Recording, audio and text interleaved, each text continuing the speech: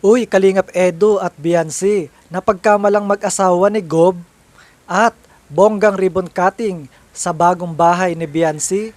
First time na mangyari. Ayan ang pag-uusapan natin.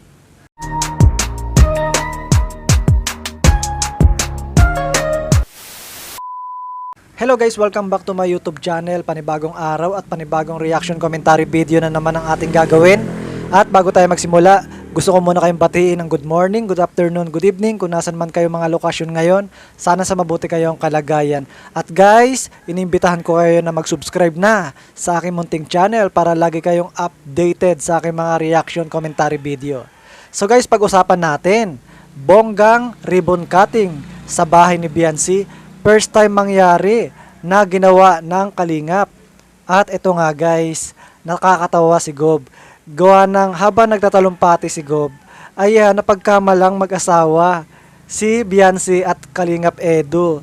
Grabe, nakakakilig. Maraming mga natuwa. Naging tampulan ng tukso si Biancy at saka si Edu.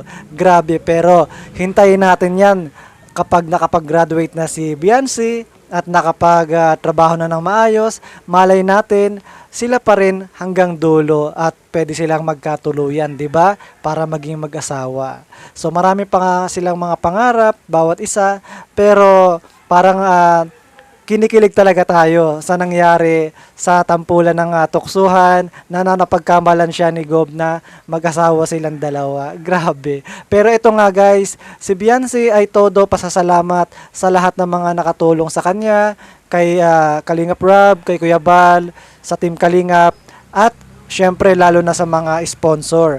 Grabe yung mga blessing na natanggap ni Biancy dahil lahat ng mga Kalingap Angel ay natulungan naman, pero bukod tangi lang ito si Biancy na naging beneficiary sa Kalingap na talagang todo ang mga ayuda, mga blessing at hindi biro yung pinagkalob sa kanya na mga tulong.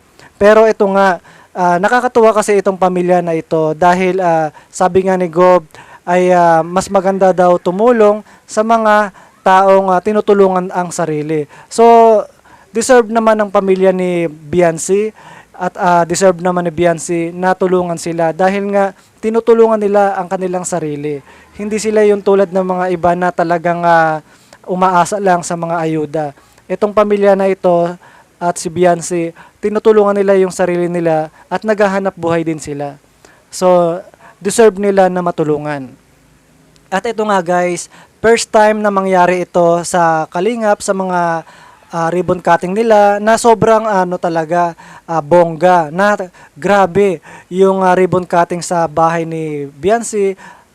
Ang daming handaan, ang daming mga pagkain at grabe ang daming mga bisita na talagang mga VIP. At guys, itong ribbon cutting na nangyari sa bahay ni Biancy, first time na mangyari ito na ginawa ng Kalingap na talagang bongga. Grabe naman talaga kasi nga yung mga handaan, mga pagkain ay napakarami, napakasarap, catering talaga. Meron tayong mga napanood dyan sa ribbon cutting ni Biancy, may mga vlogger na talagang kinikilala talaga sa social media. Then, syempre, nandyan si Governor, si Vice Mayor, si Kapitan, talagang may mga politiko. First time na mangyari yan. So, sa iba kasing mga ribbon cutting ay walang ganyan talaga na bongga. So, dito lang talaga nangyari. First time sa ribbon cutting sa bagong bahay ni Biancy. So, ang ibig kong sabihin, talagang pinagpala si Biancy. Gawa ng kompleto. Kompleto Ricardo, kumbaga yung nangyaring sa ribbon cutting, 'di ba? Naging masaya, daming handaan.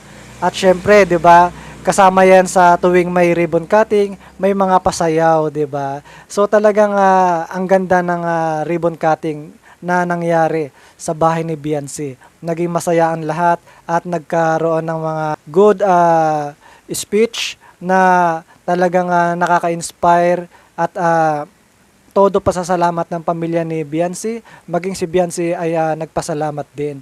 So, ito si Biancy ay talagang malayo pang mararating nito. At itong si Biancy ay talagang marami pang blessing na matatanggap dahil napakabait at itong pamilya nila ay talagang masisipag. Talagang hindi sila umaasa talaga sa mga ayuda ni Kalingap Rab. Bagkus sila ay naghahanap buhay, tinutulungan nila ang kanilang sarili. At ito naman si Beyonce ay nag-aaral ng maayos at para makabuo ng kanyang magandang future sa hinaharap, 'di ba? So naging masaya ang ribbon cutting sa bahay ni Beyonce at grabe ang ganda ng bahay ni Beyonce. Ang ganda ng lokasyon nila. Then maaliwalas sa loob ng kanilang bagong bahay. At instant mayaman talaga ang nangyari sa buhay nila Beyonce. Gawa ng napakaganda ng kanilang bahay. At congratulations kay Kalingap Rab dahil yung pagtulong niya kay Beyonce ay nakapagpabago ng buhay ng kanyang pamilya ni Beyonce. So congratulations din sa pamilya ni Beyonce dahil nagkaroon sila ng magandang bahay. And sa mga ka-EDC natin dyan, congratulations, ang ating bida ay nakalipat na sa kanyang magandang bahay. At syempre, ang ating bida ay talagang naging masaya at nagkaroon ng maraming blessing. Ayan. So, suportahan lang natin si Beyonce, suportahan natin ang EDC, ayan, at suportahan natin si Kalingap Rab. Iba talaga ang tulong ng Kalingap. Biro mo, itong pangyayari na ito na nakapagtayo sila ng malaking bahay. So, hindi talaga biro ang mga ginagawa ni Kalingap Rab na tumulong sa isang pamilya at baguhin ang kanilang sitwasyon at magkaroon ng bagong tahanan, 'di ba? Ganyan ang tulong ni Kalingap Rab, ganyan ang tulong ng Kalingap.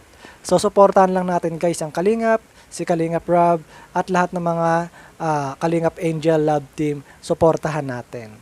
So ayan guys, congratulations sa mga ka-EDC, sa lahat ng mga fans ng EDC, congratulations din. Ayan, masaya na yung ating bida dahil nakalipat na sila sa kanilang bagong bahay. So ayun lang guys ang aking reaction video for today. Maraming salamat at don't forget to subscribe. Thank you for watching.